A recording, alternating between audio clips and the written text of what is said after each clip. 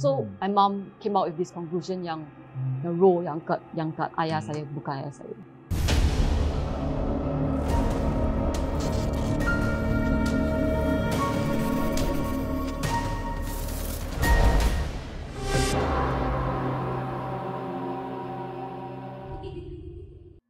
So my mom came out with this conclusion yang roh yang kat ayah saya bukan ayah saya. So the whole time it's someone else. Because when your light is dim, you senang kena rasuk mah. So anyone can enter. So that's why we think lah. Then like my house, kita ada satu like altar besar yang kita sembahyang mah, right? So there was one day kita suruh dia duduk kat depan tu. Dia tak nak duduk pun.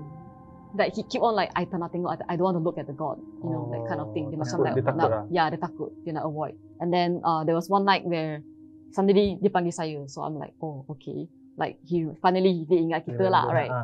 Then cakap, oh jom lah kita pergi pasar malam, sebab kita suka pergi pasar malam sejak kecil lagi mah. Everything was normal lah, cakap you nak beli apa, you pilih. So I pilih loh, then kakak saya pun pilih. Everything felt very normal. Dia macam the normal dad that we have always known. We thought that okay lah, there's hope. There's hope for all of us lah. He finally back. Tapi the next day he passed away while he was sleeping. It was like 5-6 a.m. When he passed away, dia ada the letter like last words of everything lah. So dia tahu yang dia akan pergi. I feel like the whole time mungkin dia punya roh kat dalam, tapi macam I cannot control my body. Like what happened? Yeah, I think it's the same thing. Like something was just taking over his body lah. I rasa macam tu lah. So yeah, that's the story lah.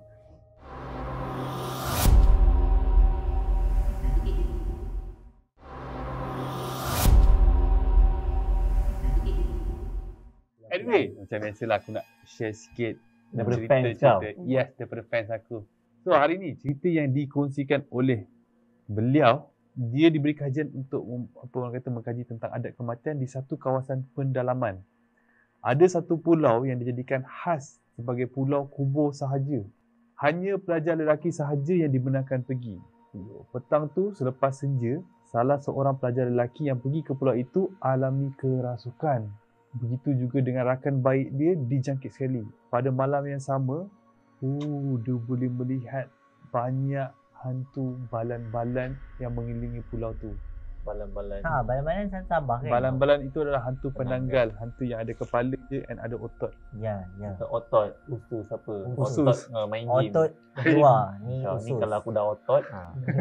So banyak balan-balan yang berterbangan di atas kepala diorang. And by the way, batu nisan dekat pulau tu semua dalam keadaan pelik, iaitu dalam keadaan berbaring. Tapi ya, balan-balan actually is a hantu. orang Sabah sangat pantang untuk kau sebut balan-balan. Kenapa? Kadang dia cakap B2. Bila diseru, bendanya akan datang. Itu percayaan pada orang. Tiba meremang. Okay, tak apa, aku nak habiskan cerita ni. Cerita yang kedua dikongsikan oleh satu lagi viewer yang ingin dirasakan. Pengalaman ini ketika join upacara adat resam memanggil roh untuk datang balik ke rumah, untuk datang dan makan makanan dihidangkan. So maksudnya dia akan buat satu upacara untuk panggil roh datang rumah makan. And masa dia buat upacara tu, roh-roh akan lalu dekat belakang tau. So diorang ni yang duduk dalam rumah ni, diorang tak boleh sandar kat dinding untuk hormat bagi laluan kepada mereka yang Chinese also like that. Yeah. So probably this is a Chinese viewer. Mungkin. So untuk orang kata itu adalah sebagai tanda hormat. Lampu pula ditutup. Lepas tu ada seorang nenek yang memanggil-manggil roh untuk masuk ke dalam rumah jamah lauk yang disediakan. Lauk tu habis tak? Saya tak tahu. Takkan habis lah. Saya tak tahu. Tapi dalam keadaan yang bayang gelap, ada orang panggil macam masuk, kau tak boleh sandar kat dinding. Selepas ketika, lampu dia pun dibuka. Lampu dibuka, seluruh kawasan rumah tu penuh dengan tepung. Macam contoh kan, dia tutup lampu kan. Sepanjang keliling orang tu ada tepung. Dia buka je lampu, penuh dengan tapak kaki. Padahal semua orang duduk diam. Tapi betul ke? Dia pernah alami tak? Tak pernah lagi. Tapi selalu nampak tapak kaki. Okay, last cerita sebelum balan-balan sampai. Cerita ni dia dapat daripada member dia.